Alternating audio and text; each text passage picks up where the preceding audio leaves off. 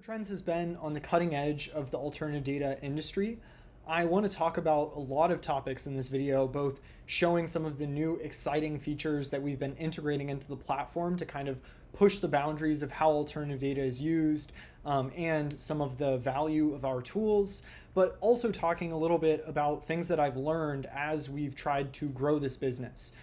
Ticker Trends is a business that has received, relatively speaking to other businesses, little external funding. We received some level of external funding, but largely the business has grown through business opportunities and a very efficient use of a minimal amount of capital or bootstrapping from the very early times of Ticker Trends. Relative to our team size, we haven't raised that much money. And a lot of our goal is to grow profitably and to grow as the business and demand for our products grow as well. So it's been really exciting to explore the alternative data business and learn a lot as we've gone through the process.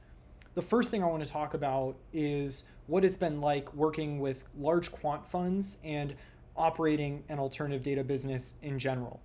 What I will say is that the financial data industry inherently is very competitive and very niche, meaning that there are not many people with extensive knowledge about this industry. And the people that do have more extensive knowledge about this industry kind of have specific requirements and specific things that they want to even kind of consider your product or purchasing your product in general. Now, in addition to learning about this industry and seeing the dynamics between certain customers and consumers in the industry, another thing we've realized is Ticker Trends has really had to strike a balance between offering some of these lower priced products while also offering professional grade products as well. And so clearly our professional grade products have been a big focus. Now, the reason for this is because, like I mentioned before, the alternative data industry is relatively niche. So if we focus on low cost consumers, there's just not a massive opportunity, at least in the short term, for more immediate growth. Really, a lot of where the growth comes from is from enterprise and professional customers, and that's just because of the nature of this industry. So in terms of why we focus on enterprise customers and why this has been such a big direction for the business is just inherently the nature of this industry. And it also tends to be that the people that understand alternative data the most are people who work at these big businesses and corporations. So that's why we've had to focus on enterprise.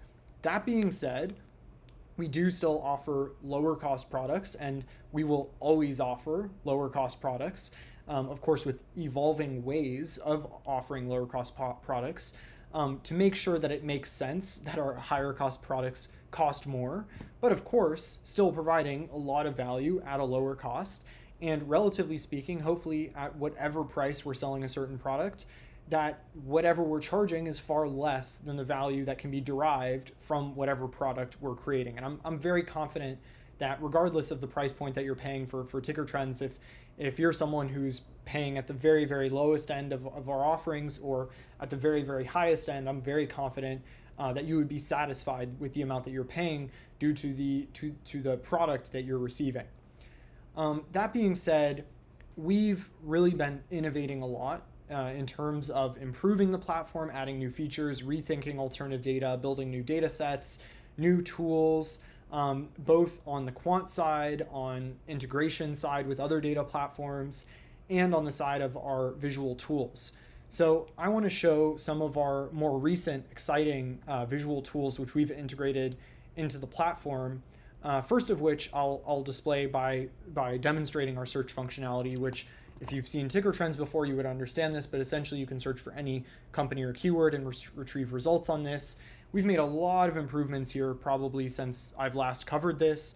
Some of the new things that you'll notice most immediately, in addition to kind of improved data that's being visualized, are just kind of some of our new sections on the website.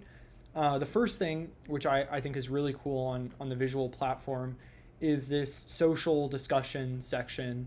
And something that we've really grappled with a lot is understanding in a really deep way how to relate unstructured data to public businesses. So at a very, very large scale, so at hundreds of thousands of values, how do we understand which of these values are important to tens of thousands of public businesses? And part of how to show this is, for example, within social discussion, right? There are hypothetically infinite keywords and values that could relate to something like Tapestry, which is a clothing business. So how do we surface the right values from social discussion that can relate to this business? So that's part of something that we've done in our recent update. And I think this is what's cool about the platform is we have all these little things now that when you look at it, it seems like a smaller feature, right? It's like, okay, I'm just seeing some social discussion about some things that might relate to Tapestry. But on a deeper level, there's a lot going on here of first understanding what Tapestry is, what the business is, what products they sell, what brands they own, and then equally retrieving the information and social media posts that might relate to that and presenting it in something that loads in a couple of seconds, is broadly applicable for tens of thousands of tickers, and provides relevant content and information to the thing that was searched. So in this case, this like little feature actually incorporates a lot of very complex technology and logic to surface these things and to do this automatically, because we're not doing manual keyword relations. We're not doing a manual process of saying Kate Spade is important to Tapestry or Coach Bags relates to Tapestry. This is all automatically done, and that's why it's possible to be done for tens of thousands of businesses or anything that you search on the platform. So in this case, one of our new features is this social discussion summaries, where it surfaces kind of some relevant social discussion related to the business, which hopefully revolves around products or brands that the business owns, and then provides you some useful social summaries and some bigrams and trigrams of words or unique words from those social posts. Now, another thing that we've done, in addition to many other improvements to the platform, but one that I think is super, super cool, is an example here, which I'll show, which is our contextualization feature. What we realized at Ticker Trends as well is that with some of this time series data, which we're displaying to the user, and in this case, this is some search trends data, so this comes from Google Trends. But very often, we have many different data sources, but very often what happens is it can be very time consuming to contextualize and understand this data from the perspective of a discretionary analyst, right? It's equally as important to just look at the data and see what's happening in the trend and see the performance over time and the year-over-year performance and things like that. But understanding why the data moves in a specific way is also very important, because not all movements in alternative data are equal. Especially when you're looking at some of these unstructured nonlinear data sets like search trends. Like a spike in search trends doesn't necessarily mean that more people are buying a specific product or brand or even interested in that product or brand. So we've had to grapple with this question of, well, how do you explain to an analyst or a financial person or anyone trying to leverage this data kind of what's happening within the data at any time frame within the data, and how do we do this at scale? So how is this applicable for any time series value? So one of the cool features which we've launched, and I showed the Trend Lab in one of our previous videos, is we've improved the Trend Lab and we've added this feature which we call chart context. So what the chart context does is I can highlight any time range from any data type on the chart and get context for what was happening at that time to cause a specific move in the data. And this works for any trend, for any company, for any data type. So I can look at web traffic, I can look at social media posts, I can look at any time series data and understand what happened in society and social media and whatever to cause that specific move in the data. So the reason why I searched Tapestry here is I wanted to give a good example of this, which was, so I can see this time series data here, and it looks like there's very obvious kind of seasonality, which is the holiday season. There's this massive spike in the interest of Kate Spade, but there's one thing that stands out very obviously, which is this abnormal spike in Kate Spade during a non-seasonal period. So if I'm an analyst, I probably, let's say at the time, I would want to understand what's happening, or even when looking at the data in the past, I need to understand what's happening that caused this abnormal spike. So I can use this chart context feature, which I can click on. I can highlight an area on the graph. So in this case, I will highlight this little abnormal spike here. And now it shows me that I've selected this date range, and I can click on a trend to contextualize, which in this case is the Kate Spade trend. And I can choose to contextualize this with social media discussion context. And once I do this, it fills it into the trend lab. I can submit my message. And what it's doing here is it's researching what happened in that time frame based on information that was available at that time to contextualize and understand from social media posts what happened to cause that abnormal spike at that time. So this is really helpful in being able to look at any time series data and understand what was happening at that time, which caused a certain move in the data. So in this case, it mentions here that when I selected this time period, what was happening with Kate Spade that caused that spike is there was a marketing email sent by Ulta Beauty, which was criticized for insensitivity due to reference where Kate Spade had a controversial marketing tactic. And this had a big crisis in the beauty community, and there was a lot of outrage and disappointment. And overall, when I get the context for what happened in this data, I see that it's very negative. And as you can see, that happened in a matter of seconds to get this context, and I can do it for any period of the data. And this is applicable for any type of data as well. And so you could actually look up online what happened during this period and why Kate Spade has this spike. And you'll find that this is exactly what happened at the time to cause this abnormal move in the Kate Spade term. That's why people were upset at the time and were searching for Kate Spade. So this is just one of our new features in our platform update.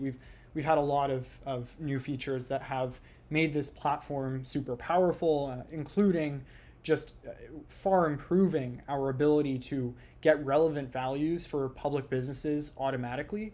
Like I was mentioning earlier about some of the social discussion values, but also just the related terms that we show on the platform in general have improved significantly. I think that what we're working on at Ticker Trends, it's very technologically complex.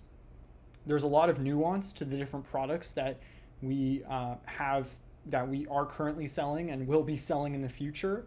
And again, this is to accomplish the goal of, one, growing the business as much as possible while not relying on unnecessary external funding unless it makes sense for the business. But growing the business and product as much as possible. And by growing it as much as possible, this will benefit both the low-cost users and the high-cost users, because if we have more money, more resources, we can make everything better, and we can provide more value at all price levels, whether you're someone who wants to spend like $5 a month or $0 per month, or if you're someone who wants to spend like an absurd amount of money per month and you're a massive enterprise business. We will provide you the most value as we continue to grow this further. And something else that I want to say is, as potential clients that are considering Ticker Trends going into enterprise, we do offer a lot of very direct feedback and immediate responses and improvements based on our customers' feedback. So whenever we work with these large enterprise clients, something that really differentiates Ticker Trends from other data businesses is large-scale data businesses don't have time or resources to directly implement client feedback very quickly. In addition to providing better tools, which I'm confident we can do, as well as a very unique product, we can also provide much more direct support and feedback and implementation of feedback almost immediately. I would say within probably a month of receiving feedback, we can implement an entire new feature or system or tool set that will make our platform and our products more valuable to you. We can do this very uniquely because of the size of our business. So I highly recommend that if you're interested in anything that we're doing, either for financial markets, business intelligence, private markets, and marketing, anything that can leverage our data, I highly recommend you reach out to us and we can work out an agreement or arrangement to essentially gain access to our technology to benefit your business and for you to gain as much value as possible. Anyways, I'm super excited to continue to grow this business and to put a lot of time and effort into everything that we're working on, and as well as the rest of the team at Ticker Trends. So thank you all so much for watching, and I'll see you in the next video.